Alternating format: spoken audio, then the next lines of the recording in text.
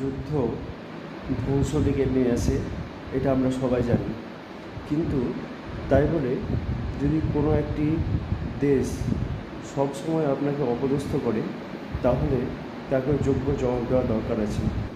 যুদ্ধ ক্ষতি করে, সাধারণ মানুষের প্রাণহানি ঘটে। পৃথিবীতে যে কোনো প্রাণহানি কিন্তু দুঃখকর, সে আমার দেশ হোক বা অন্য কোনো দেশ। কারণ মানুষ যখন সুস্থ থাকে, তখন অসুখ হলে পারে শুধুমাত্র সেই অসুখটিকে নিরাময় করার জন্য সে বিভিন্ন প্রান্তে, দেশের এ প্রান্ত থেকে ও প্রান্তে এবং বিদেশেও ছোটাছুটি করে যাতে সে সুস্থ হয়। আর এক নিমেষে একটি গুলি বা একটি মর্টার মানুষের প্রাণ নিয়ে নেয়। কাজেই এটা ঠিক নয় ঠিকই, কিন্তু নিজের আত্মরক্ষার তো প্রয়োজন।